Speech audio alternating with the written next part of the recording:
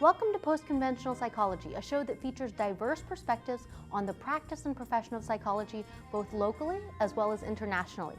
I'm Anna, or Dr. Yu Li, a multidisciplinary academic psychologist and consultant, not a therapist. Today's episode focuses on the psychological phenomenon of imposter syndrome, what it is, who experiences it, and how to work through it with honesty, compassion, self-differentiation, and contribution. While the term imposter syndrome is commonly understood as the feeling of not fitting in to a group, culture, context, or community, it's not classified as a clinical disorder within the American Psychiatric Association's Diagnostic and Statistical Manual of Mental Disorders, or the 10th revision of the International Classification of Diseases. 100% the moment I landed here in America, I felt I was an imposter. Um, and it's a very interesting tale in a way, and this is something I feel like I've never really told anyone. Um, Growing up in Chinatown was difficult. Even though everyone around you looked like you, I I just never felt like I belonged. Imposter syndrome is something that's often experienced by high achievers who somehow fail to internalize their successes and suffer from feelings of insecurity about the fear of being exposed as a fraud or as an imposter. First time I taught, there was a lot of fear. I almost didn't take that job because I felt like, oh, it was hard enough for me to be a student. And for me to teach, that's way 10 times more stressful. And then of course English was my second language. And then how am I gonna be perceived if I'm not grammatically correct? In medical school, toward the end of medical school, but particularly after I got my degree and I actually had an MD after my name, it was very difficult as a young, intern with a new MD to see myself as a doctor. And I did feel like I was sort of pretending and that I was wearing this coat and I had like almost a costume on, and that I was trying to convince everybody that I really was, a doctor. I have a different biological father than my siblings. I have three sisters. Was four girls growing up. I did not know I had a different dad. And I grew up, I was the black sheep. It was, I have a really fantastic photo of all four of us on a couch just like this. And I was the one on the end with the, just like, which of these does not belong? The black sheep. Fully, always. I don't think growing up I ever saw myself like somebody competing in a beauty pageant. Let's say I was very intellectually curious, like I like to read, and I'm an engineer by training. That's my profession. I'm a chemical engineer. I remember being evaluated once by one of my physician attendings at the hospital, and his notes on my evaluation said, very bright, very competent, but not confident enough, and doesn't realize that she knows, what she knows. Etiology refers to the cause or set of causes of a condition, usually one of suffering, ailment, or disease. In many cases, the etiology of imposter syndrome begins with personal experiences in which one feels like an outsider to a group or cause, whether due to their age, race, gender, socioeconomic status, or otherwise. Albert Einstein is often quoted as saying, "I have no special talents. I'm only passionately curious." This quote resonates with me greatly and relates to a love-hate relationship that I have with all forms of dogma, structure, and regulation. If there's a law or rule in place, I've always wanted to know what it is, why it's in place, and whether it's something that I can or am willing to follow. If it's not, that's okay, but I need to know that so that I can find the places that are right for me to be in. I failed out of my first PhD program, which was in clinical psychology, largely because of a curiosity about predominant theories and techniques within the field and a tendency toward mental exploration, whether or not it's wise.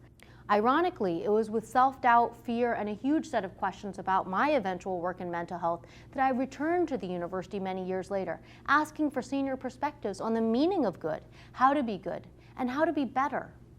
I think being a good enough is not about being a perfect teacher or being a perfect therapist, because I think it's impossible. Inevitably, we'll make mistakes, but more so being able to accept those mistakes, embrace imperfectionism, model that, and then being able to repair any ruptures. Experiences of exclusion, mistreatment, or discrimination can leave people with feelings of fear, discomfort, or insecurity.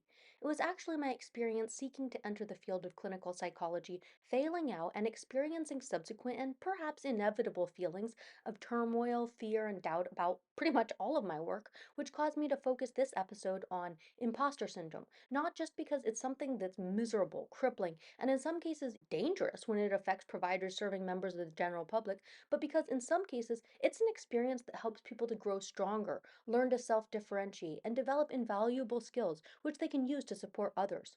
Considering that we as humans always have a choice, and I as a working professional have people relying on me for support, I decided that it's time for me to stop worrying, second guessing, and begin fully looking to the needs of others.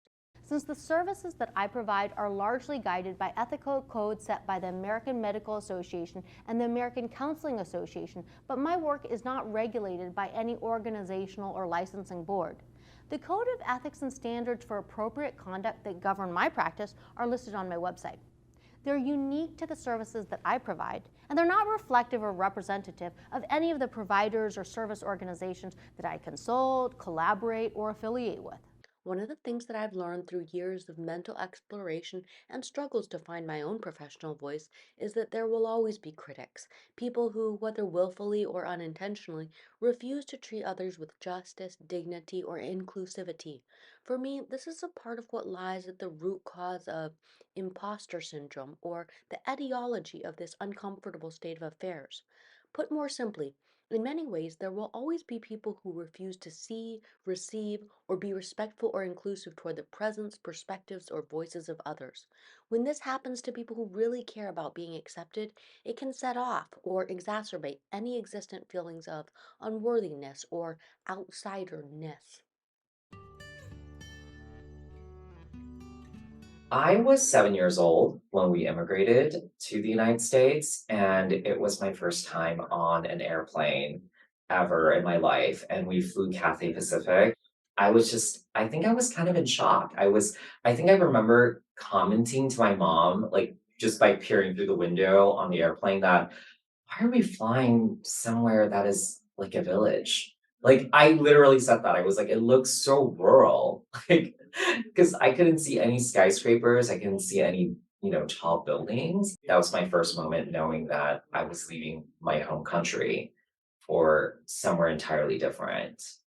Things started turning really ugly in Venezuela, and the crime, it was something that would, just kill any plans you have, literally. So when I was exposed to situations where you feel your life, it's not, it's worth nothing for the people who are on the street, and you can be, deprived of your life. It doesn't matter if you can work, if you can do anything. So that's how I came to America. I don't know if you know that Venezuela doesn't have an embassy in the States anymore, because there are no real relationships in between the countries. So we Venezuelans, we don't have a place to go. Like, if there's no center for resources for Venezuelans, and I know that for many other immigrants, there's no such thing either. I had a preconceived notion of what a good professor looks like. It looked like my white American professor. Being a younger female doctor, which back when I trained, I finished training in I got my medical degree in 1996. So, there was still a lot of more male doctors in the field. So my teachers, professors, and mentors were a lot of male physicians. And I think it was hard to see myself as one of them because I was this younger female and there wasn't as many doctors that looked like me.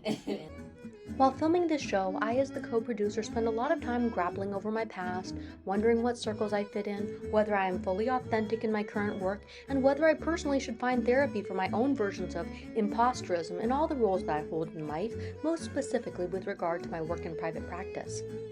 This brought me to a fundamental question that many people nowadays are asking themselves. Should I find a therapist?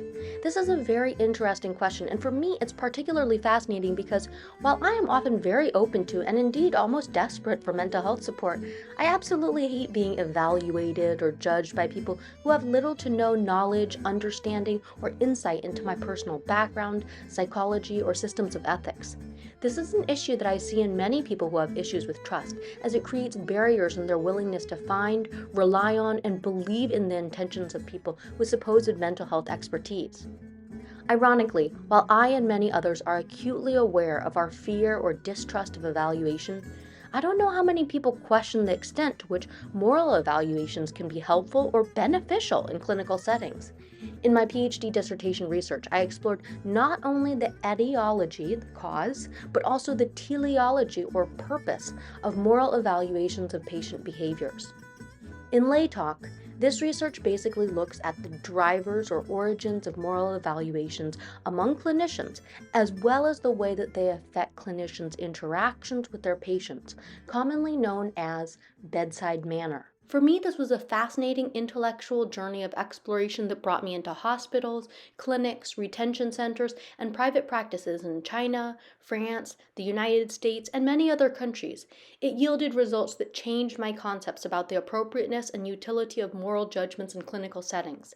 This is a subject for another episode. Since I practice largely outside of the profession of psychology as it is guided and regulated in the state of California, but provide many services to support people's diverse mental health needs, this show begins with my vantage point from which I feel like an outsider. I am an outsider, and I learn, teach, and model, along with many others, how to create new spaces and practices that work for me and my clients.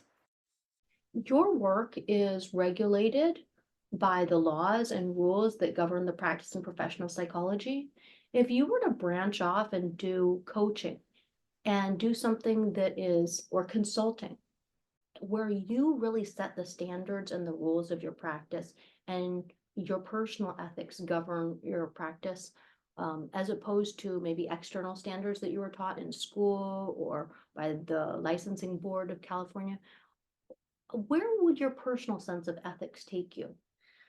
It would allow me to practice across different state lines. It would allow me to practice across like geographic regions too. There's just such a need. I really want to give back to my Asian community of descent. So my grandparents immigrated from Hong Kong and came with like a third grade education. My grandfather started Canton Food Company, which now both my parents, so my dad and my mom, have kind of taken over.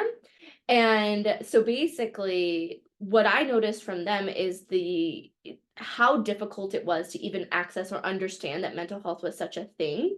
And so I really want to be able to practice in places like Hong Kong or give back to my like Asian community in London where I also trained. But because of the ethical and licensing requirements that exist, it makes it really hard to serve people comfortably and without feeling like you're going to be constantly sued for malpractice.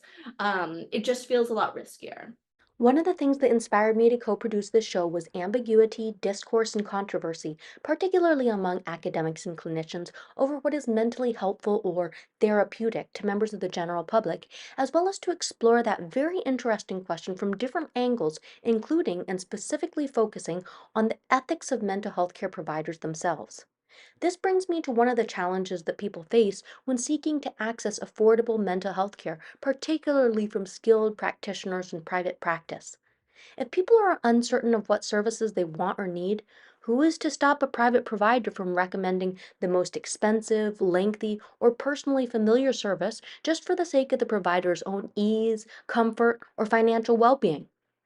After all, private providers don't have all the answers, are inevitably limited in their knowledge of the vast universe of options available to potential clients, and of course, are people with their own business needs.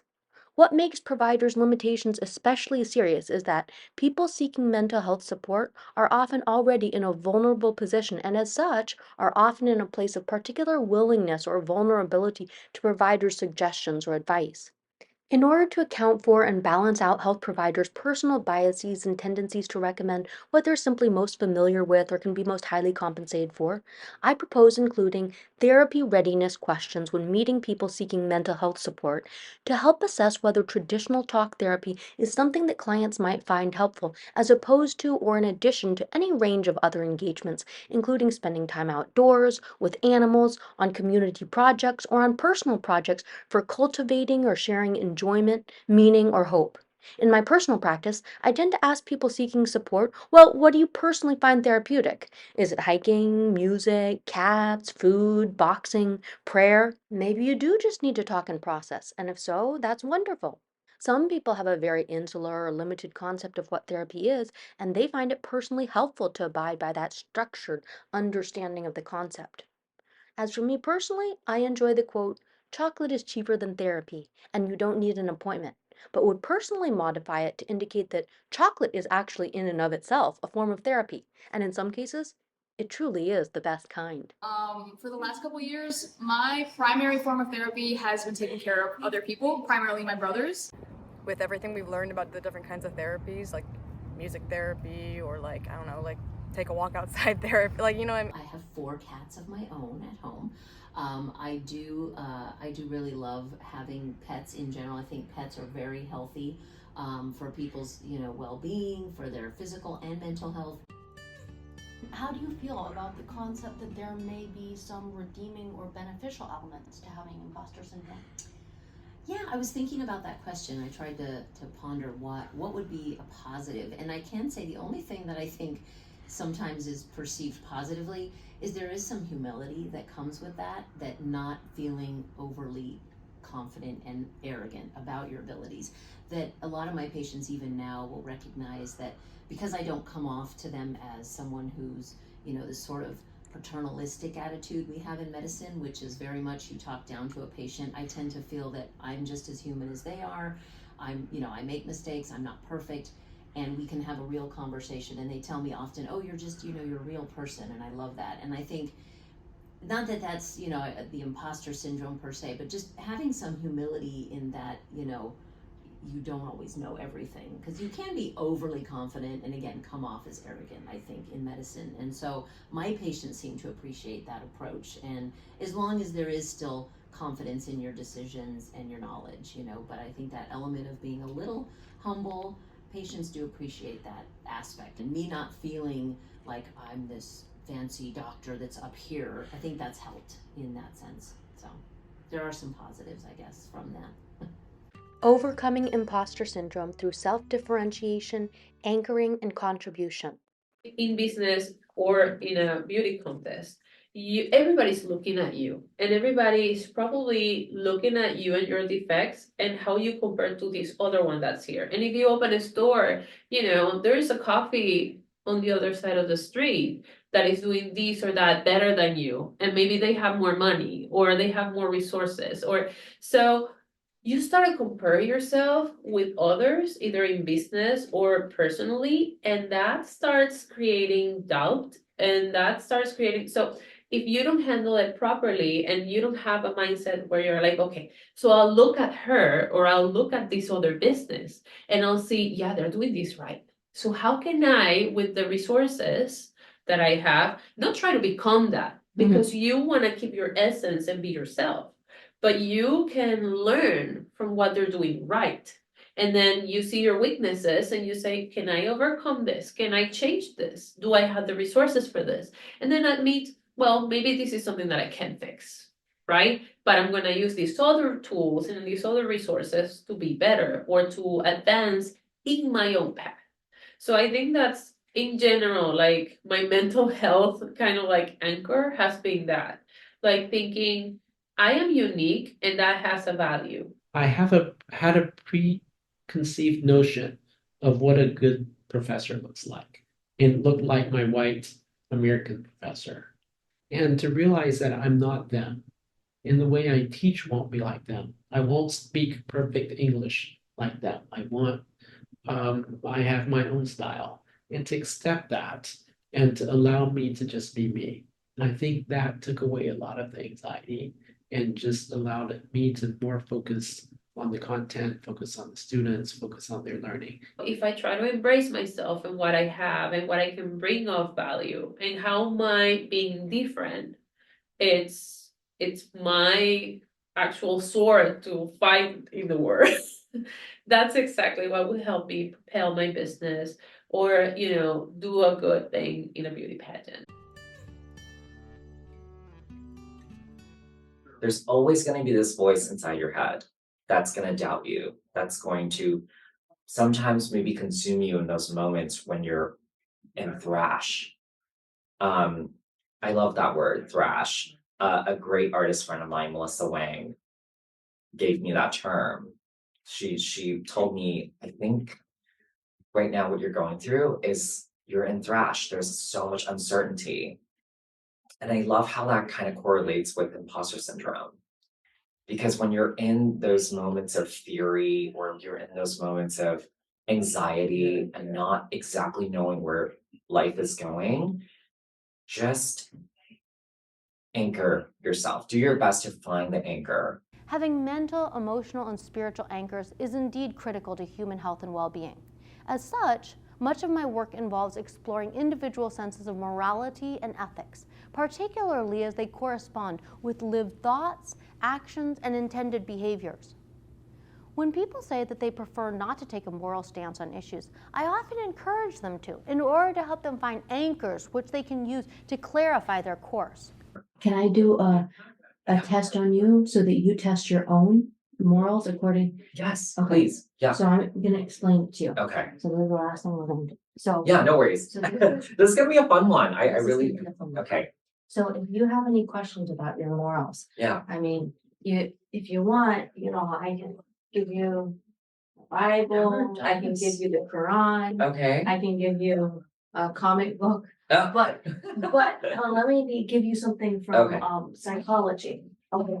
So Lawrence Kohlberg's 1950 model of moral reasoning Mhm. had pre-conventional thinking Okay. in terms of morality, conventional, and post-conventional. And so in order for people to be able to see what type of thinking they had, he gave them this thing called the Heinz dilemma. Yes, I remember. I actually remember taking. Okay, this okay, too. so let's talk about Yeah, it. I mean, So do you remember? I don't what the Heinz remember all the dilemma was? results. That's the thing. I'm down to do it again. Okay, let's do it because again. okay, let's do it again. Let's Okay, just do it as a let's- refresher. Let's do it, okay. Yeah. So the concept of post-conventional psychology focuses on the fact that multiple truths can exist, and sometimes they're conflicting and they work for one person, but they don't work for somebody else. Based on your own education and training, can you think about how any of this relates to different clinical modalities? Absolutely. So traditional kind of parent training, for example, either parent-child interaction therapy or pure just parent management training, they often tell you that they are focused on let's reinforce the positive behavior, let's provide rewards, let's provide reinforcement for what you want to see happen. But traditionally, if we bring in like kind of the cultural aspect of an Asian culture, for example, it's very uncommon for Asian parents to be like, well, my kid just threw a tantrum and now they're calm. I'm supposed to praise them after they're calm, after they just had a big tantrum. What am I supposed to do? Like, that's really conflicting for my style. And so so I like to modify it. And it's like focusing first on what they did that you can reflect on and that you are really happy about. Like, thank you so much for calming down. And then when time has passed a little bit, they can come back around and talk about what was problematic about that tantrum behavior. And that's kind of different than what we expect from traditional parent management training or PCIT. What does that feel like to know that you're now in this role where you're supporting and mentoring others? I think I really enjoy that role. In fact, I mean, part of my profession, my job, my career path has been that I went back to the hospital I trained at and taught residents. And I think that made me feel very good knowing that I could instill that confidence and motivate people in their career choices and, just how they feel about their knowledge, their abilities, So yes, I mean, I think I'm happy to mentor people. I enjoy taking on medical students if they want to, residents, and giving back in a sense, because I felt like there was only a few people in my training path that were there for me. But yeah, I'm happy to do that. And I do find, and I don't know, I think some of the research mentioned that it was more females than males in most instances, and I don't know exactly why that is, but I think that's changing, and I want to be one of those female role models for physicians, especially young females who just feel like this maybe isn't, there isn't anybody that does what they do. And so it's been fun giving back and doing that as well. I'm happy I've encouraged you too. Oh, more than you know. I really appreciate That's it. great. I love to hear that.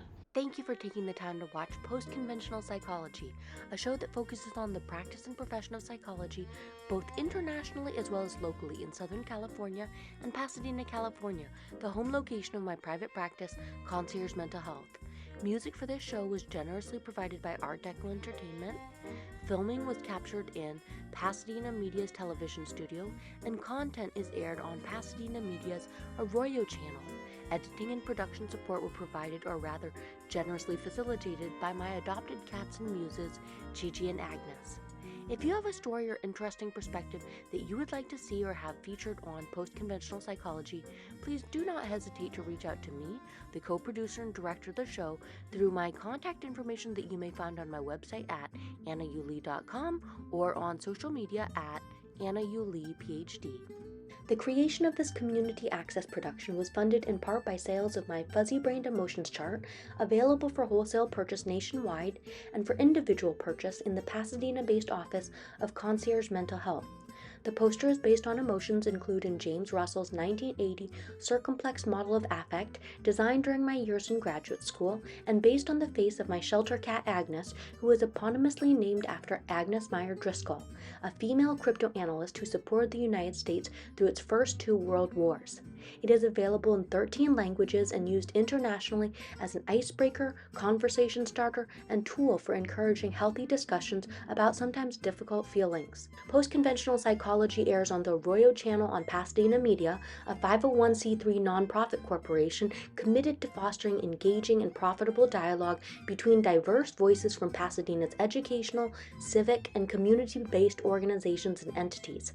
Thank you so much to the clinicians, researchers, educators, and community groups who have made this show possible. I'm so grateful to you, as well as to the viewer who has taken the time to get through this entire episode and watch to this point. Hope you have a wonderful day, and also hope to meet many more of you. Take care.